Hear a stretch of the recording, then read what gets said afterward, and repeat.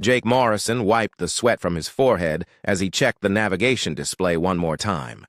The cargo ship Wanderer hummed quietly around him as it moved through space toward the mining station on Kepler 442c. This was supposed to be a simple supply run. Drop off medical supplies and food, pick up refined metals, then head back to Earth colonies. Nothing fancy, nothing dangerous. He had been doing these runs for 3 years now since leaving the military. Jake liked the quiet life of a cargo hauler. No officers breathing down his neck, no combat missions, no watching friends die in pointless battles. Just him, his ship, and the vast emptiness of space. The proximity alarm beeped softly. Jake looked up from his coffee and saw a red dot on his scanner. Something was drifting in the asteroid field ahead. The computer identified it as a ship, but it was not moving under its own power. Its engines were cold and life support was failing. Jake should have reported it to the authorities and continued on his route. That was the smart thing to do. That was the safe thing to do. But something about the emergency beacon made him change course toward the drifting vessel. As he got closer, Jake could see it was a medium-sized transport ship. The hull was scarred and blackened in places. Several sections showed signs of weapons fire. This ship had been in a fight and lost. Jake ran a scan and found 3 life signs aboard, but they were very weak. He brought the Wanderer alongside the damaged ship and prepared to board. Jake grabbed his emergency kit and a portable air supply. The airlock cycled, and he stepped into the other ship. The air was thin and cold. Emergency lighting cast eerie shadows on the walls. Jake followed his scanner toward the life signs. He passed through corridors lined with empty cells. This was not a normal transport ship. This was a slave ship. Jake felt anger rise in his chest. He had heard about these operations, but never seen one up close. He found the first room, and his heart nearly stopped. 4 women lay unconscious in medical pods. They were not human. One had silver hair and blue markings on pale skin. Another had scales and amber eyes. The third seemed to glow softly with crystal formations under her skin. The fourth had cat-like features with pointed ears. Jake checked the computer terminal next to the pods. The life support in this section would fail in less than 10 minutes. These women would die if he did not act fast. He looked at the readings and saw they were all in some kind of medical stasis. Moving them might kill them, but leaving them would definitely kill them. He ran back to his ship and grabbed the emergency medical transport unit. It was designed for human physiology, but it would have to work. Jake carefully transferred each woman from her pod to his medical bay. Their breathing was shallow but steady. Whatever they had been given was keeping them unconscious. As Jake finished moving the last woman, he heard explosions from the slave ship. The reactor was going critical. He sealed his airlock and pushed the Wanderer away just as the other ship erupted in a ball of fire and radiation. Any evidence of what had happened was now scattered atoms in space. Jake set course for the nearest medical station, but then stopped. If these women were escaped slaves, bringing them to an official station might just send them back to their captors. He needed to think this through carefully. He checked on them again. All 4 were stable but still unconscious. Jake had no idea how long the drugs in their systems would last. He set up monitoring equipment and waited. The mining station would have to wait. These women needed help first. Hours later, the one with silver hair began to stir. Her eyes opened slowly, and she looked around in confusion and fear. When she saw Jake, she tried to move away but was too weak. Jake held up his hands to show he meant no harm. The woman spoke in a language Jake did not recognize. Her voice was musical and soft. Jake pointed to himself and said his name slowly. Then he pointed to her. She watched him carefully before speaking what he assumed was her name. It sounded like Luna. One by one, the other women woke up. The scaled woman was alert and dangerous looking. She studied Jake like a predator sizing up prey. The crystal woman seemed calm but distant. The cat-like woman stayed in the shadows and watched everything with bright green eyes.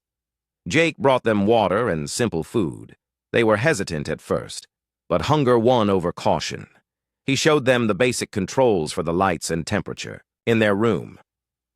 He made sure they understood they could lock the door from the inside. Through gestures and simple words, Jake tried to explain what had happened. He showed them the scanner readings from the destroyed ship.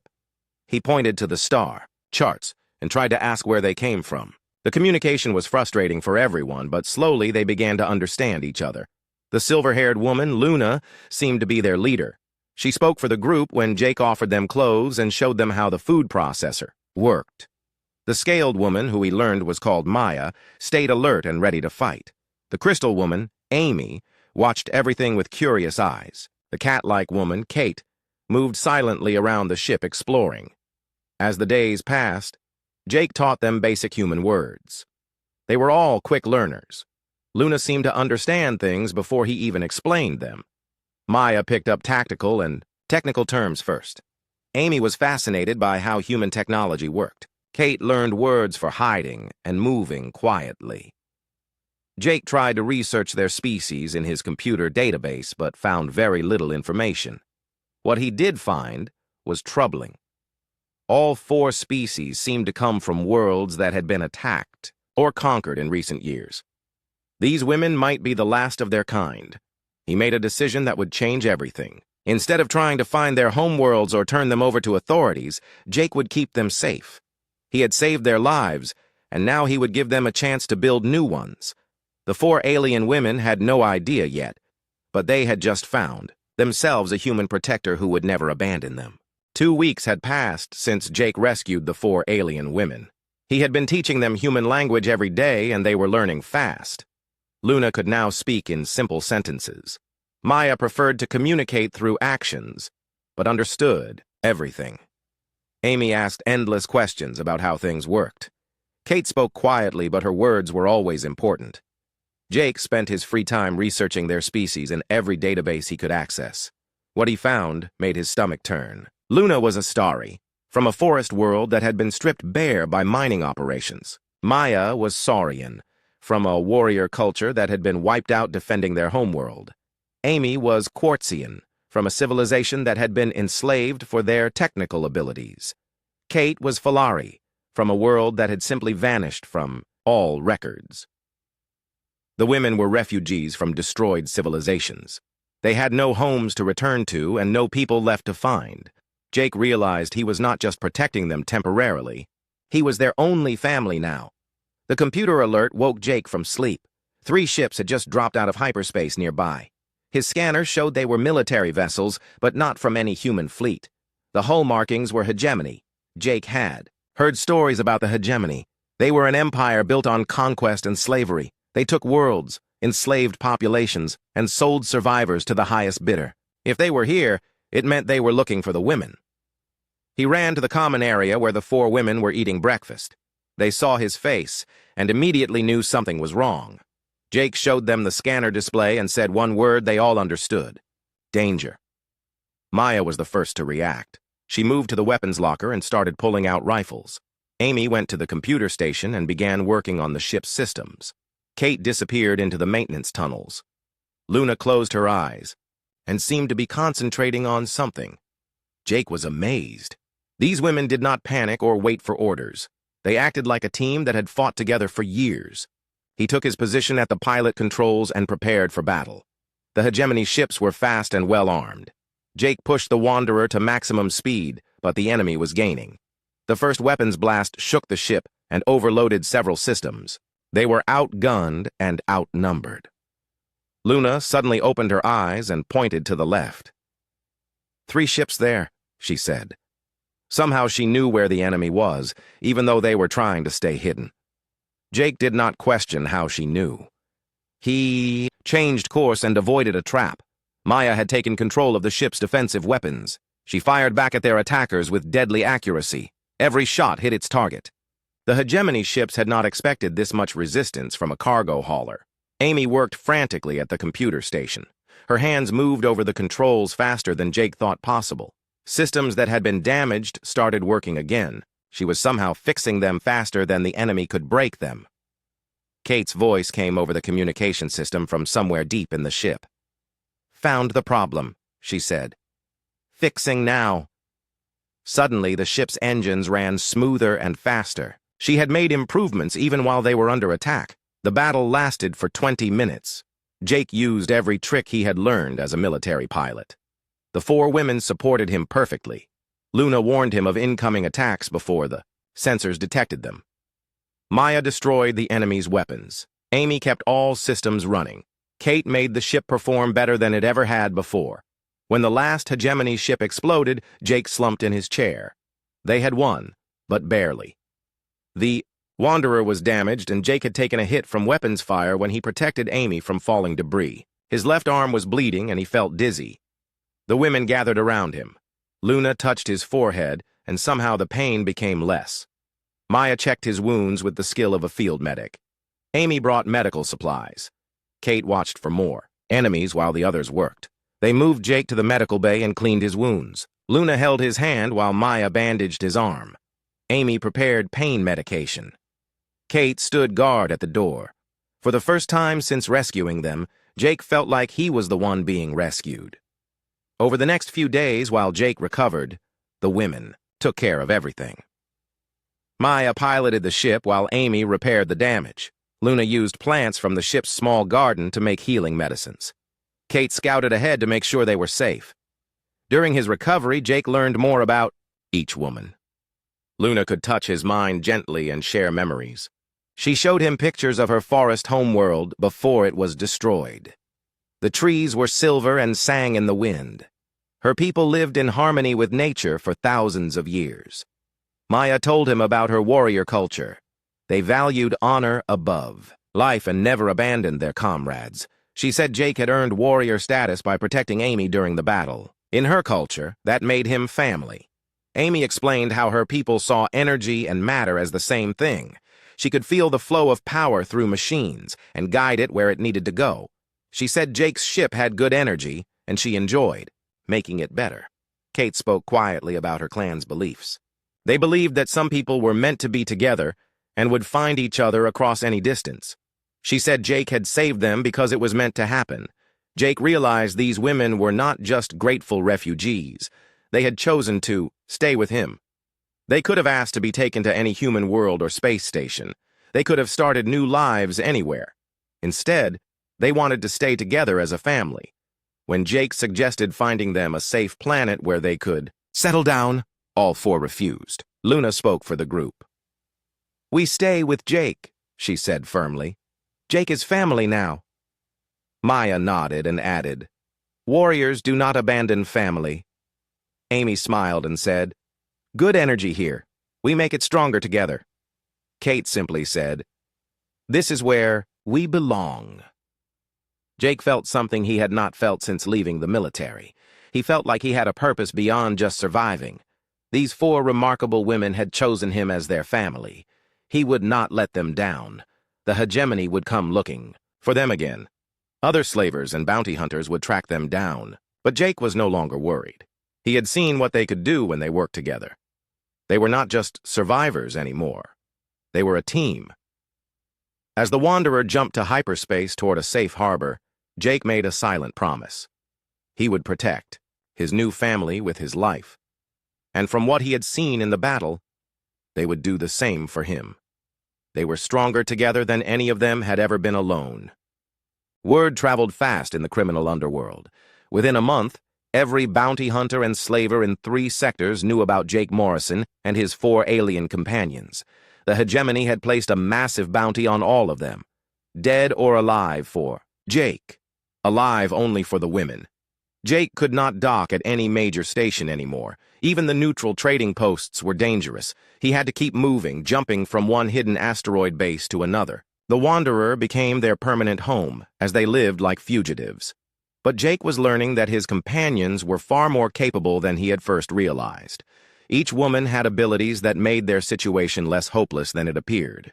Luna's telepathic gifts grew stronger every day. She could sense other minds from great distances and even communicate with plant life. When they stopped at stations for supplies, Luna would touch the biogardens and learn everything the plants had seen and heard. She discovered which stations were safe and which ones had bounty hunters waiting. Maya proved to be a master strategist. Her warrior training included battle tactics and defensive planning. She studied every station layout and escape route before they docked. Maya always had 3 different plans ready for any situation. Her combat skills were beyond anything Jake had seen even in the military. Amy's connection to technology was almost magical. She could interface with any computer system they encountered, no matter how alien.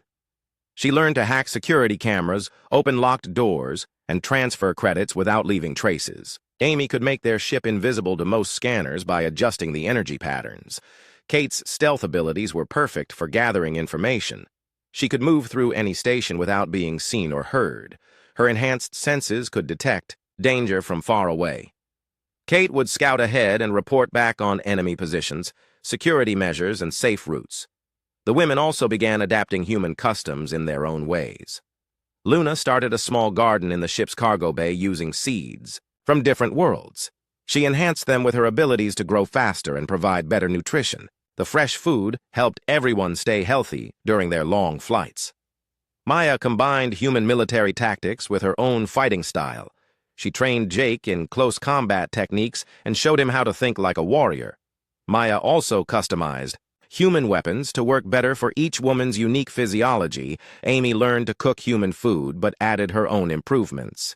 She could sense the energy in different ingredients and combine them perfectly. Her meals not only tasted amazing, but actually made everyone feel stronger and more alert. Kate adopted human fashion, but modified it for her feline features. She learned to use human tools and weapons while keeping her natural agility. Kate also became their unofficial intelligence coordinator, organizing all the information they gathered. Jake watched his companions grow more confident and skilled every day. They were no longer scared refugees. They were becoming a formidable team. When he mentioned this to Luna, she smiled and said, "We learn from best teacher. Jake shows us how to be strong." Their reputation began to spread beyond just criminal circles. Other enslaved aliens heard stories about the human who fought alongside 4 different species as equals. Some slaves began hoping for rescue. Others started planning their own escapes. Jake and his team had become a symbol of resistance against the hegemony. This attention brought both good and bad consequences. Escaped slaves would sometimes find ways to contact them asking for help, but it also meant the hegemony was getting desperate to stop them. They sent their best hunters and offered bigger rewards. The crisis came when they stopped at Meridian Station for fuel and supplies. Kate had scouted the station and found it clean. Luna had checked with the biogardens and sensed no immediate danger. Amy had hacked the security systems and found no alerts. Maya had planned 3 escape routes, but they had been betrayed by someone they trusted. The station master had secretly contacted the hegemony after learning their identities. A full battle group was waiting in hyperspace, ready to jump in and surround the station. Jake was in the fuel depot when the trap was sprung. Hegemony soldiers poured into the station from hidden transports. The station went into lockdown, and emergency barriers sealed all the docking bays. They were trapped. Luna's telepathic warning reached Jake just as the soldiers found him. Maya's voice came over his communicator with tactical updates. Amy began overriding the station's security systems. Kate started moving through the maintenance tunnels toward his position. The battle for Meridian Station lasted 4 hours. Jake fought his way through corridors filled with enemy soldiers while his companions coordinated the defense. Luna used her telepathy to confuse enemies and guide civilians to safety. Maya took control of the station's defensive weapons and turned them against the attackers. Amy shut down life support in sections controlled by the enemy. Kate rescued Jake twice when he was cornered. The turning point came when Amy discovered the station's main computer core. She interfaced directly with it and downloaded everything, including hegemony intelligence files and communication codes. While she worked, the other 3 held off waves of attackers. Jake reached the computer core just as hegemony reinforcements arrived. Maya was wounded and Luna was exhausted from maintaining telepathic shields. Kate was running out of places to hide. They needed to escape immediately. Amy finished her download and looked up at Jake with excitement. "I have everything," she said. "Slave ship locations, transport schedules, commander names, everything." Jake realized they had just stolen the hegemony's most secret intelligence. This information could save thousands of slaves and destroy dozens of operations. But first, they had to survive long enough to use it. The escape from Meridian Station required everything they had learned together. Maya provided covering fire while Jake carried the wounded Amy. Luna used her telepathy to coordinate with Kate. who was clearing their escape route. They fought their way to the Wanderer as the station exploded around them. As they jumped to hyperspace, Jake looked at his battered but victorious team. They had not just survived the trap, they had turned it into a victory that would help countless others. Luna was already healing Maya's wounds. Amy was analyzing the stolen data. Kate was planning their next move. Jake made a decision that surprised even himself. Instead of running and hiding, they were going to fight back. The hegemony wanted a war, and Jake's family was ready to give them one. They had the intelligence, the skills, and most importantly, they had each other. The 4 alien women who had once been helpless slaves were now warriors in their own right, and their human protector was ready to lead them into battle against an empire built on suffering. The hunt was about to become a war. The stolen hegemony intelligence changed everything. Amy spent 3 days analyzing the data while the others planned their next moves. What she found shocked them all. The hegemony was not just taking slaves from conquered worlds, they were actively destroying civilizations to create more slaves. Jake stared at the star charts showing dozens of operations across the galaxy. Processing facilities, transport routes, auction houses, and breeding camps. Millions of beings were trapped in this system of organized suffering. The 4 women beside him represented just a tiny fraction of the hegemony's victims. Luna touched Jake's mind gently and shared her thoughts. "We can help them," she said aloud. "We know their secrets now." Maya studied the tactical data with the focus of a career soldier. "Their security is strong but predictable," she reported. "They rely on fear and surprise. They do not expect organized resistance." Amy had been quiet while accessing deeper files. "I found something else," she said with excitement. "Locations of other ships like ours, humans and aliens working together. We are not alone in this fight." Kate had been monitoring communication channels. "Word is spreading," she said. "Stories about us are reaching slave populations. Some are starting to fight back on their own." Jake realized they had a choice. They could disappear and live quietly somewhere safe. Or they could use what they had learned to become something more. They could become liberators. The decision was easier than he expected. When Jake asked his companions what they wanted to do, all 4 answered the same way. They wanted to fight. Over the next month, they transformed the Wanderer from a cargo ship into a mobile rescue operation. Luna's botanical knowledge helped create hydroponic systems to feed rescued slaves during long journeys. Maya designed weapon modifications and defensive systems. Amy upgraded every piece of technology with improvements from a dozen different alien civilizations. Kate created hidden compartments and secret passages throughout the ship. Their first target was a small processing facility on the edge of hegemony space. According to the intelligence, it held about 200 slaves from 6 different species. The facility was lightly guarded because the hegemony believed it was too remote to attract attention. Jake approached the facility disguised as a potential buyer. His military background and the Wanderer's cargo configuration made the disguise believable. The facility commander welcomed him and offered to show him the merchandise. Walking through the slave pens was the hardest thing Jake had ever done. Dozens of beings from across the galaxy were kept in tiny cells, barely fed, and treated like animals. Some were children. Others were elderly. All had given up hope.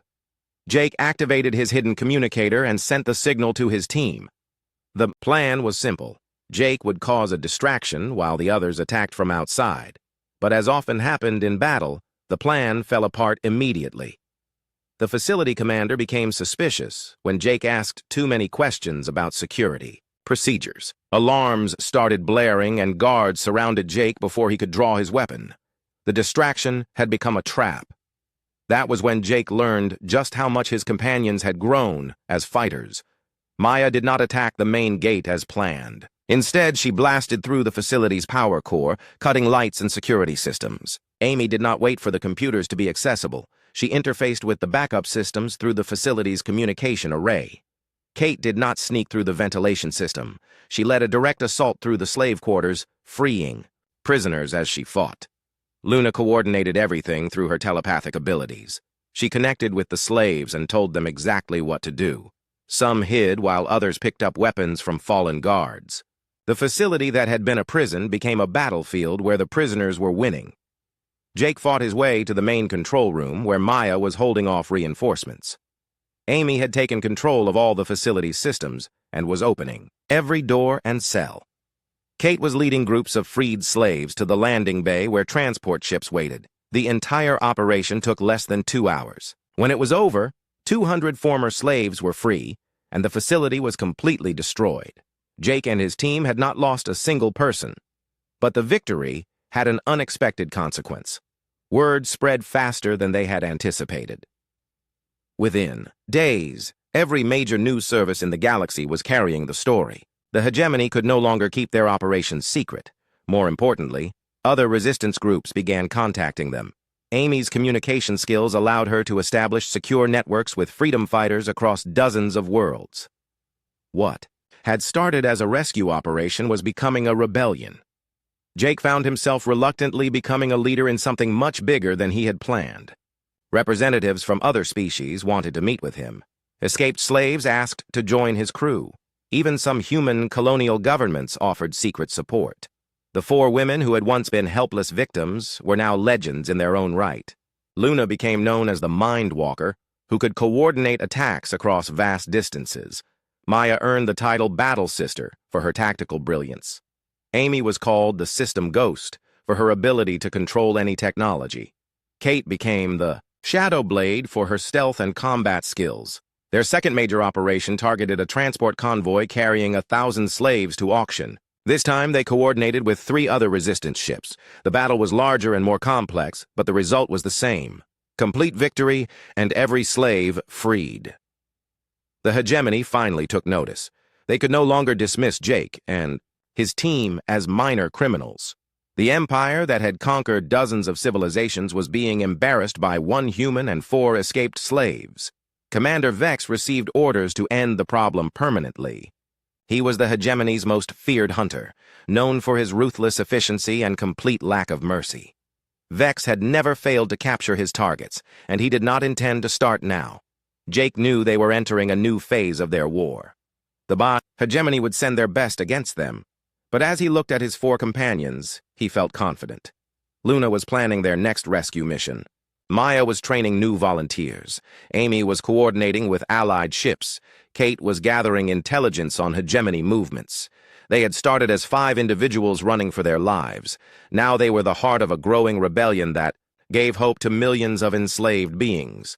The hegemony had created their own worst enemy by underestimating the power of family, loyalty, and the human refusal to accept injustice. Commander Vex would learn what others had discovered too late. Jake Morrison and his 4 alien sisters were no longer just survivors. They were liberators, and they would not stop until every slave was free. Commander Vex was everything the stories said he was: cold, efficient, and absolutely ruthless. His ship appeared without warning in the asteroid field where Jake's team was planning their next rescue operation. There was no escape this time. Vex had brought a full battle squadron and surrounded them completely. The communication came through on all frequencies. Vex's voice was calm and emotionless. "Jake Morrison, you will surrender yourself and return the stolen property immediately. You have 10 minutes to comply." Jake looked at his 4 companions gathered around the command table. Luna's silver hair caught the light as she closed her eyes and reached out with her mind. Maya checked her weapons one final time. Amy's crystal formations glowed brighter as she prepared to interface with the ship's systems. Kate melted into the shadows, already planning her next move. "They are not property," Jake said into the communicator. "They are my family." Vex's laugh was like ice breaking. "Your family will be returned to their proper owners after you are dead. Beginning attack in 9 minutes. Jake had planned for this moment but hoped it would never come. They could not outrun Vex's ships and they could not outfight them in open space. But Amy had discovered something in the stolen intelligence that might give them one chance. The asteroid field contained an abandoned mining complex. According to the files, it had been a hegemony slave processing center before being shut down for being too remote. The facility was huge, built inside the largest asteroid, and still had working systems. If they could reach it, they might have a chance. The plan was desperate, but it was their only option. Jake would pilot the Wanderer directly at the asteroid, while Amy took control of the facility's systems. Maya would coordinate their defenses while Luna reached out to any remaining slaves who might still be trapped inside. Kate would lead rescue operations while preparing for Vex's assault. The race to the asteroid began when Vex's ships opened fire. The Wanderer shook under the impact of energy beams and missile explosions. Jake pushed the ship beyond its safety limits while Amy rerouted. Power to the shields. They had minutes before the ship would be destroyed. Luna suddenly gasped and opened her eyes. "There are people still alive in there," she said. "Hundreds of them. They have been abandoned for years." Jake felt his heart sink. They were not just trying to save themselves anymore. They were responsible for hundreds of forgotten slaves who had been left to die in the abandoned facility. The Wanderer crashed through the asteroid's docking bay just as the shields failed completely. They were inside the facility but trapped with nowhere to run. Vex's ship surrounded the asteroid and began preparing for assault. Amy immediately connected with the facility's main computer. Her crystal formations blazed with light as she accessed systems that had been dormant for years. "I can control everything from here," she reported, "but we need to split up. The facility is too big for us to defend from one location." Maya studied the tactical displays that Amy brought online. "Vex will send troops through multiple entry points," she said. "We cannot stop them all, but we can make them pay for every step." Kate had already mapped the facility's layout. "The slaves are in the lower levels," she reported. "I can reach them, but I need time to get them organized." Luna placed her hand on Jake's shoulder. "I can coordinate everything through telepathy," she said. "But we need to make a choice. Do we try to escape, or do we make our stand here?" Jake looked at each of his companions. These 4 remarkable women had followed him from certain death to the edge of victory. They had become legends in their own right and symbols of hope for millions of enslaved beings. Now they faced their greatest test. "We fight," Jake said, "all of us together, and we save everyone we can." The battle for the asteroid facility began when Vex's elite troops breached the outer hull in 12 different locations. The facility became a maze of running battles as Jake's team tried to hold off superior numbers while rescuing forgotten prisoners. Maya took command of the facility's defensive weapons and turned them against the attackers. She created killing fields in the main corridors while leaving escape routes for refugees. Her tactical brilliance forced Vex's troops to fight on her terms instead of their own. Amy became one with the facility's computer systems. She controlled lighting, gravity, atmospheric pressure, and security barriers. Enemy troops found themselves fighting in the dark, while slaves walked through automatically opening doors toward safety. Kate led groups of rescued slaves through hidden passages toward the ship docking bays. Many of the prisoners were weak from years of neglect, but Kate's quiet strength gave them courage to keep moving. She fought off attackers while carrying children and helping the elderly. Luna coordinated everything through her telepathic network. She connected with every slave in the facility and guided them to safety. She also linked the minds of Jake's team so they could fight as one unit even when separated by kilometers of corridors. Jake found himself in the facility's command center, holding off waves of elite troops while protecting Amy as she worked. This was where Vex would come. The hegemony commander would want to kill Jake personally. The final confrontation came in the facility's main reactor chamber. Vex had fought his way through Maya's defenses and Kate's ambushes. He cornered Jake in the massive chamber where the asteroid's power core hummed with deadly energy. "You have caused enough trouble," Vex said as he raised his weapon. "Time to end this." Jake was wounded and exhausted. His rifle was empty, and his last grenade had been used to seal a corridor. But he was not alone. Luna's voice whispered in his mind, telling him exactly where Vex would move. Maya's tactical knowledge guided his desperate dodge. Amy overloaded the chamber's lighting to blind their enemy. Kate appeared from the shadows behind Vex like an avenging angel. The battle lasted only seconds but felt like hours. When it ended, Vex was dead, and his elite troops were retreating in confusion. The facility's lower levels were clear, and hundreds of former slaves were aboard rescue ships, heading for freedom. Jake slumped against the reactor wall, finally allowing himself to feel the pain from his injuries. Luna knelt beside him and placed her glowing hands on his wounds. Maya stood guard at the chamber entrance. Amy was coordinating the evacuation through the facility's systems. Kate was checking for any remaining enemies. "We did it," Jake said weakly. "We actually did it." Luna smiled and touched his forehead gently. "We always do it," she said. "We are family." 6 months later, Jake stood on the observation deck of their new base on the frontier world of Haven. The Wanderer had been expanded into a proper rescue ship, and they continued their operations against the hegemony. But now they were not alone. Dozens of other ships worked with them. Hundreds of former slaves had joined their cause. Several alien governments secretly supported their operations.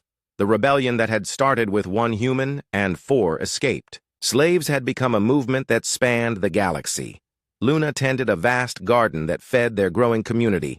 Plants from dozens of worlds grew together in harmony, just like the people they sheltered. Maya trained volunteers in combat and tactics, building an army of liberation. Amy coordinated their technology and communications, keeping their fleet connected across vast distances. Kate led intelligence operations, gathering information about hegemony activities throughout the galaxy. Jake had officially adopted all 4 women as family under human law. They had done the same for him under the traditions of their own peoples. They wore matching bracelets that Luna had grown from her garden, Maya had blessed in the warrior tradition, Amy had enhanced with crystal technology, and Kate had marked with clan symbols. The communication alert brought news of another slave transport detected near the border systems. Jake looked at his family and smiled. Luna was already reaching out with her telepathy to coordinate with other resistance ships. Maya was studying star charts and planning attack routes. Amy was upgrading their ship's systems for the mission. Kate was preparing intelligence reports on the target. They had proven that family was not about blood or species. It was about choice, loyalty, and love. Jake Morrison had saved 4 alien women from slavery, but they had saved him from a life without purpose. Together they had become something greater than any of them could have been alone. As the Wanderer prepared to jump to hyperspace on another rescue mission, Jake reflected on how much had changed. He was no longer just a cargo hauler trying to avoid trouble. He was the heart of a rebellion, the protector of the innocent, and the father of a family that had chosen each other across the vast emptiness of space. The 4 women who had once been helpless slaves were now legends of liberation, and their human brother would follow them into any battle, knowing that whatever they faced, they would face it together.